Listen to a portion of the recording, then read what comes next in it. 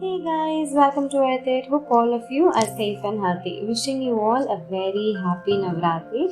This is a wonderful season of festivals. We have festivals lined up and we will have a lot of people and guests and friends and relatives coming to our home, and the home feels more and more lively.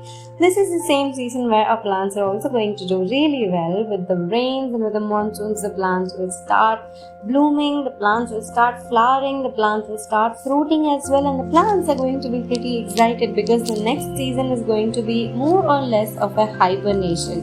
But at the same time, when it's going to be with heavy monsoons or heavy winds or rains, the plants will not be able to hold the flowers or fruits in their place because the plants might lose their strength.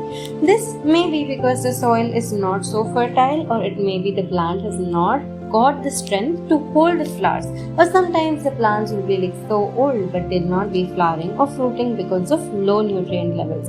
So today we are going to prepare a recipe that I have seen a lot of people using, a lot of gardeners, a lot of farmers using them, and they have been like posting great reviews about this recipe. So I was very excited to try this, to be frank. And I did notice a very good difference in all my plants. Just like usual, this was also another trial and error method of different natural fertilizers and natural pesticides and natural, compost methods, and this method is definitely going to work well for you as well. Even in the monsoons, I did see good amount of flowering, and even the smallest of the plants was actually blooming so well. So if you could notice, this is a pumpkin plant. This climbs up all the way from the ground floor like every other year.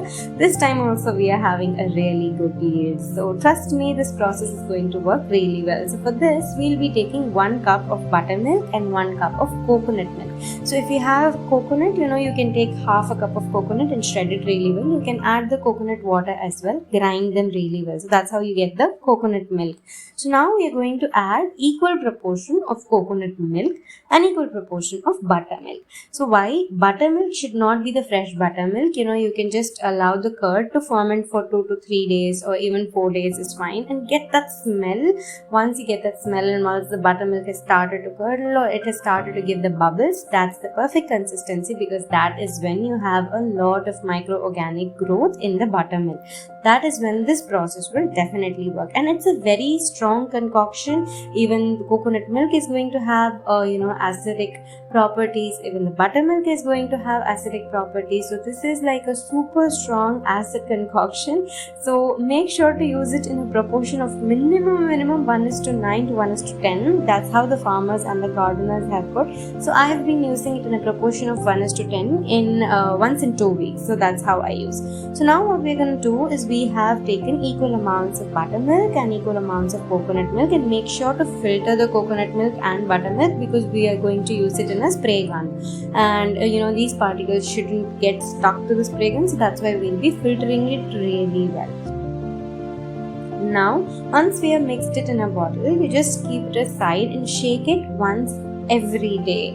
Just give it a good shake once every day. That is more than enough, and keep it in a shady place, so the place where you do not have a lot of sunlight or direct light. So it's better if you put it inside any cabinet, or keep it under a place where you do not have a very bright source of light or source of sunlight.